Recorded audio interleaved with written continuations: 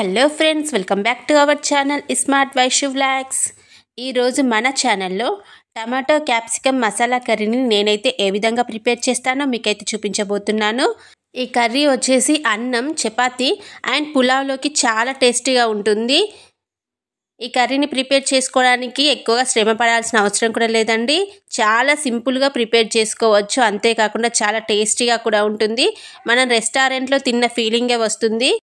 ముందుగా క్యాప్సికమ్ కర్రీని ప్రిపేర్ చేసుకోవడానికి ఒక పావు కిలో క్యాప్సికమ్, అలాగే 2-3 టమాటాలు, అలాగే 6-7 పచ్చిమిర్చి, అలాగే ఒక బిగ్ సైజ్ ఆనియన్ తీసుకొని చిన్న చిన్న ముక్కలుగా కట్ చేసి పక్కన పెట్టుకోవాలి. నెక్స్ట్ వచ్చేసి ఒక కడాయిలో మసాలాని ప్రిపేర్ చేసుకోవాలి. 2 టేబుల్ స్పూన్ పల్లీలు, అలాగే 2-3 టేబుల్ స్పూన్ల నువ్వులు, నెక్స్ట్ వచ్చేసి 1 టేబుల్ స్పూన్ ధనియాలు, నెక్స్ట్ వచ్చేసి కొబ్బరి ముక్కలండి. కొబ్బరి ముక్కల్ని కూడా వేసుకోవాలి, ఎండు కొబ్బరి ముక్కలు. వీటన్నిటిని చక్కగా ఫ్రై చేసుకోవాలి. చూడండి, మసాలాలు అయితే చక్కగా వేగిపోయాయి. వీటన్నిటిని ఒక ప్లేట్లో తీసుకొని పక్కన పెట్టేసుకోవాలి. నెక్స్ట్ వచ్చేసి అదే కడాయిలో ఒక 2 టేబుల్ స్పూన్ అంత ఆయిల్ని వేసుకోవాలి. ఇందులోకి ఆయిల్ అనేది ఎక్కువగా ఉంటే బాగుంటుంది. ఆయిల్ అనేది వేడయ్యాక పోపు దినుసులు వేసుకొని ఫ్రై చేసుకోవాలి. నెక్స్ట్ వచ్చేసి ఒక బిగ్ సైజ్ ఆనియన్, అలాగే 6-7 పచ్చిమిర్చిని వేసుకొని ఫ్రై చేసుకోవాలి. నెక్స్ట్ కొత్తిమీరని కూడా వేసుకొని వీటన్నిటిని చక్కగా నూనెలో అయితే ఫ్రై చేసుకోవాలి. నెక్స్ట్ వచ్చేసి పసుపును కూడా వేసుకొని ఫ్రై చేసుకోవాలి. నెక్స్ట్ అయితే మనం ముందుగా కట్ చేసి పెట్టుకున్న క్యాప్సికమ్ని వేసుకోవాలి. అలాగే టమాటోని కూడా వేసుకోవాలి. టమాటోని కూడా వేసుకున్న తర్వాత వీటన్నిటిని ఒక 3-4 మినిట్స్ అయితే ఆయిల్లో అయితే ఫ్రై చేసుకోవాలి. టమాటో క్యాప్సికమ్ అనేది 50% ఆయిల్లోనే ఫ్రై అయ్యేటట్టు కుక్ చేసుకోవాలి.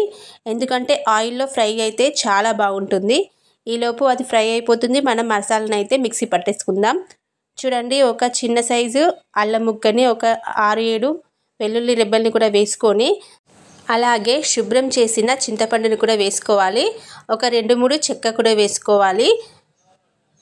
చూడండి, వీటన్నిటి నీళ్లు పోసుకుంటూ ఫైన్గా పేస్ట్ లాగా అయితే మిక్సీ పట్టుకోవాలి.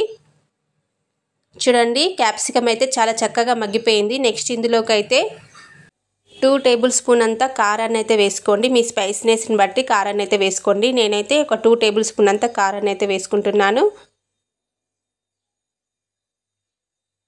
చూడండి, ఇందులోకి అయితే ఇంకా ఏ మసాలాను అయితే యూజ్ చేయడం లేదు. మనం ముందుగానే మసాలాను అయితే మిక్సీ పట్టుకున్నాం కదా. నెక్స్ట్ ఇందులోకి అయితే మనం ముందుగా మిక్సీ చేసి పెట్టుకున్న మసాలా పేస్ట్ని కూడా వేసుకొని ఫ్రై చేసుకోవాలి ఒక 2 మినిట్స్ వరకు.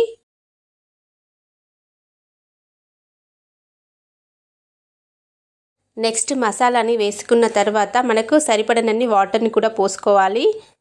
వాటర్ని పోసిన తర్వాత ఒక 5 మినిట్స్ వరకు కుక్ చేసుకోవాలి. చూడండి, క్యాప్సికమ్ అనేది ఆల్మోస్ట్ ఉడికిపోయింది. చూడండి, గ్రేవీ కూడా దగ్గర పడిపోయింది. కర్రీ అనేది ఈ విధంగా ఉంటే సరిపోతుంది. మరీ దగ్గర పడాల్సిన అవసరం లేదండి కర్రీ అనేది.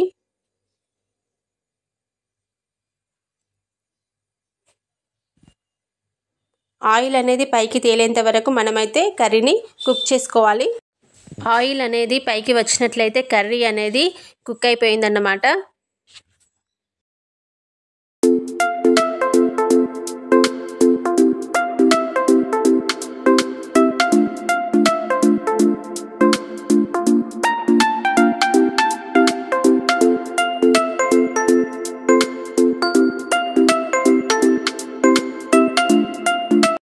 చూడండి, కర్రీ అనేది రెడీ అయిపోయింది.